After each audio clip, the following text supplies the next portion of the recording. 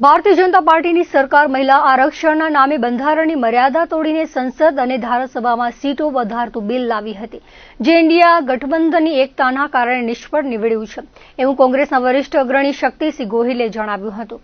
મહિલા અનામતનો કાયદો તમામ વિરોધ પક્ષના ટેકા સાથે 2023માં જ બની ગયો છે, જે સંસદમાં સર્વાનુમતે પસાર પણ થઈ ગયો છે. તેને સરકાર તાત્કાલિક લાગુ કરે તેવી વિપક્ષોની માંગણી હોવાનું પણ તેમણે જણાવ્યું હતું. મહિલા અનામત બિલ 2023માં સંસદમાં સર્વાનુમતે પસાર થયું. ઇન્ડિયા ગઠબંધન ઈચ્છતું હતું કે તેનો તાત્કાલિક અમલ થાય, પરંતુ સરકારે તે સમયે કહ્યું હતું કે તે વસ્તી ગણતરી અને ડિમિલિટરાઇઝેશન પછી આવું કરશે. ત્યારબાદ સરકારે લોકસભામાં બિલ રજૂ કર્યું, જેમાં મહિલા અનામતના નામે બેઠકો વધારવાનું કાવતરું ઘડવામાં આવ્યું, જેને વિપક્ષી એકતા દ્વારા નકારી કાઢવામાં આવ્યું. અમે ઈચ્છીએ છીએ કે સરકાર અમે સર્વાનુમતે પસાર કરેલા મહિલા અનામત બિલને તાત્કાલિક અમલમાં મૂકે અને મહિલાઓને તેમના અધિકારો આપે, એવું તેમણે જણાવ્યું હતું.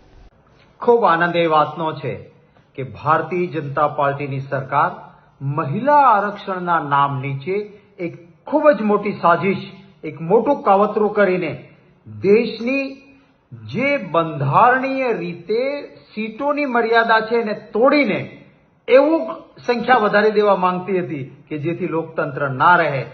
આવા સુધારાવાળું, બંધારણીય સુધારાવાળું બિલ આજે લોકસભામાં ઇન્ડિયા ગઠબંધન જે અમારું છે, વિરોધ પક્ષની એક જવાબદાર ભૂમિકા ભજવીને ઇન્ડિયા ગઠબંધને એકતા દાખવી અને પરિણામે ભારતીય જનતા પાર્ટીનું કાવતરું નવું બિલ લાવીને જે કરવા માંગતા હતા એ સંપૂર્ણ ધ્વંસ થયું છે.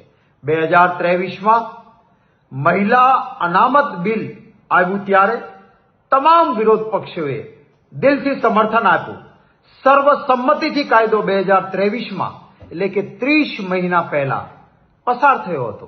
અમે ત્યારે કહ્યું હતું કે આ કાયદાને તાત્કાલિક લાગુ કરો, જેથી વિધાનસભા અને સંસદની જે ચૂંટણીઓ આવી રહી છે એમાં મહિલાઓને એનો હક મળી જાય, 33% અનામત મળી જાય. પરંતુ ત્યારે ભારતીય જનતા પાર્ટીએ કહ્યું કે ના, જનગણના કરવાની છે, ડિલિમિટેશન કરવાનું છે અને પછી 33% મહિલાઓને અનામતનો કાયદો લાગુ કરીશું. અમારા વિરોધ હતો કે તાત્કાલિક લાગુ કરો, ત્યારે અમારી વાત નહીં માની. નહીં તો આજે જ બહેનોની સંખ્યા એ સંસદમાં 188 હોત. કેટલી બહેનો ધારાસભાઓમાં પણ 30 મહિના પહેલાથી અધિકાર મેળવતી થઈ હોત, પણ ત્યારે નહીં માન્યું. હવે એમને એક કાવતરું કરવું હતું કે આપણા બંધારણનો જે સિદ્ધાંતથી નક્કી થયેલો કાયદો છે એ પ્રમાણે ધારાસભા અને સંસદમાં જે સંખ્યા છે એ વધે નહીં, એ માટે બંધારણમાં જોગવાઈ કરી દીધી છે. આ સરકાર શું ઈચ્છતી હતી કે મહિલા આરક્ષણ તો એક બહાનું, એ તો કાયદો 2023માં પસાર થઈ ગયો છે, એની જરૂર જ નહોતી નવેસરથી લાવવાની.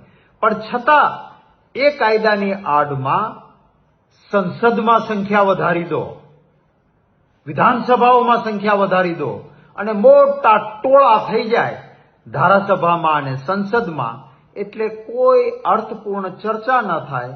પ્રજાના પૈસા ખૂબ સંસદ સભ્યો, ધારાસભ્યો વધે એટલે બેફામ રીતે વપરાયા કરે અને એમની રોટલી જે પકવવાની છે લોકશાહીને નેવે મૂકીને એ ચાલ્યા કરે. એટલે મહિલા આરક્ષણના નામ પર આ એક મોટું કાવતરું હતું. અભિનંદન આપીશ વિરોધ પક્ષમાં રહેલા ઇન્ડિયા ગઠબંધનના તમામ પક્ષો એક રહ્યા. ખૂબ સાજિશ થઈ તો પણ એમની સામે ઝૂક્યા નહીં અને વિરોધ પક્ષની એકતાના કારણે ભારતીય જનતા પાર્ટી જે બંધારણીય સુધારો ગમે તે રીતે કરી લઈશું એમ કરવા માંગતા હતા એ નેસ્ત નાબૂદ થયો અને લોકશાહીની જીત થઈ છે. સંસદમાં આ કાવતરાવાળું બિલ એ ખારીજ થઈ ગયું, રદ થઈ ગયું છે.